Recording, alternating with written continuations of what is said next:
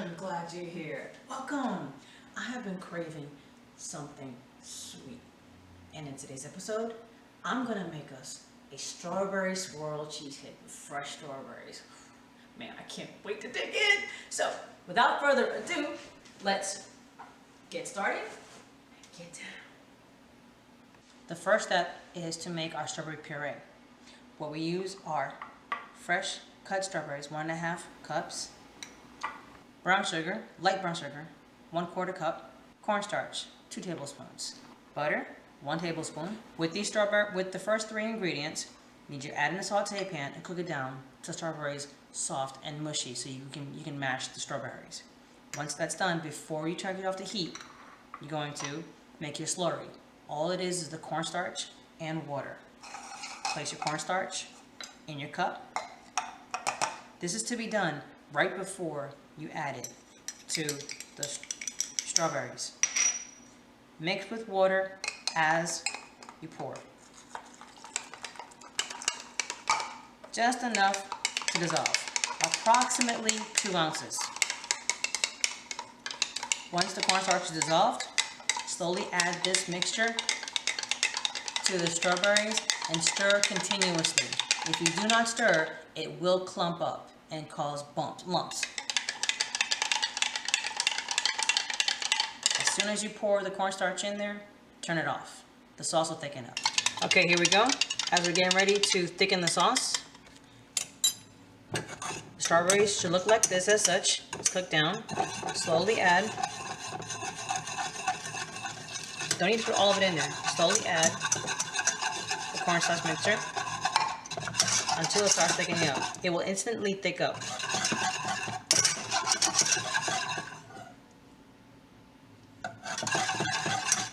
And here you go. There's your puree. All set. Okay, while the strawberries are cooking, second step will be making the graham cracker crust. Here we go. 1.5 cups of graham cracker crumbs, 1/2 cup of brown sugar, 2 tablespoons of flaxseed ground, 1 tablespoon of cinnamon, and 1/4 cup of butter melted. Now, combine all the ingredients together. Well, except the butter.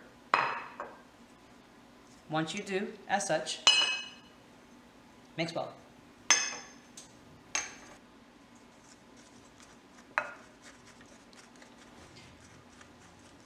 Now I add in the melted butter. Make a little welt so it's easier to mix and it won't get clumped up. Mix with a spoon initially, and then with your hands, you're going to form the crust onto your pie shell. It might look a little dry, but that's okay, because when you actually add the cheesecake batter, it'll hold its shape a lot better and it won't crumble on you. Here we go, the finished product. Now, if you want to, for time's sake, if you don't have time to make your crust, you can also buy it pre-made from the store.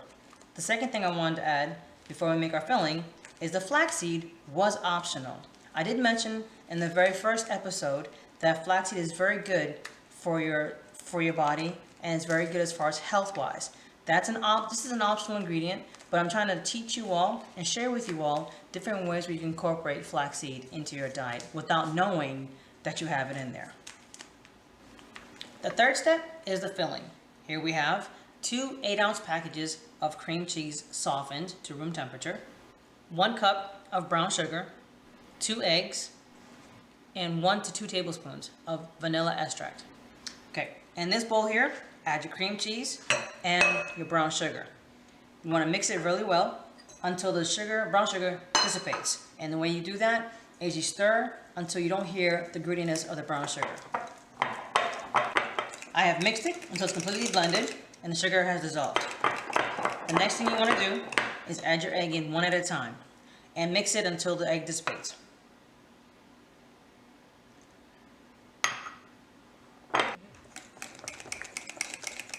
Okay, that's egg number 1, just enough to blend. Egg number 2, and with egg number 2, go and throw your vanilla extract in there too. Now you're just going to blend it until it's all mixed in and incorporated. Okay, pour the batter into the crust.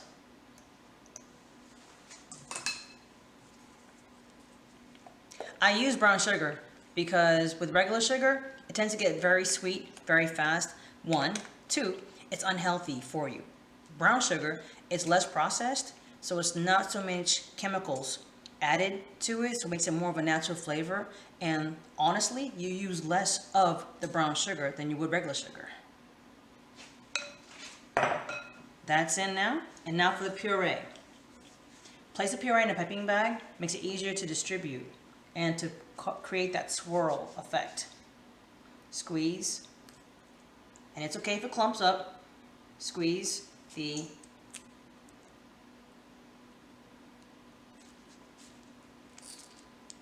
as you add the strawberry puree, randomly place it on the pie crust, and once that's complete, grab a knife and make little funky designs. Have fun with it, y'all. Have fun. Bake in the oven for 350, 35 to 45 minutes. Let it cool, preferably overnight, or if you're really, really hungry, give it 3 hours, and then enjoy.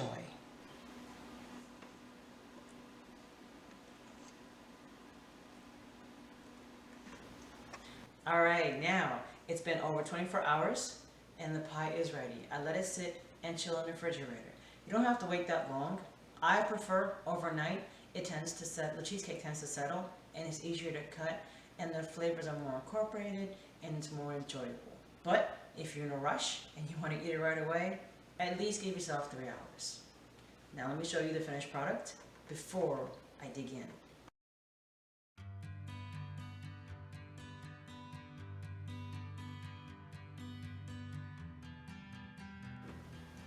And now for the best part of the whole show. I get to eat that piece of pie! Okay, I apologize. Calming down.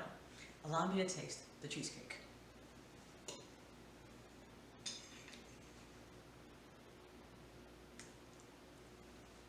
Oh. I was glad you're here with us, but you know what? You can go now. Thank you so much. Appreciate you being here. I look forward to seeing you in the next episode. Stay tuned for a new surprise. Ciao.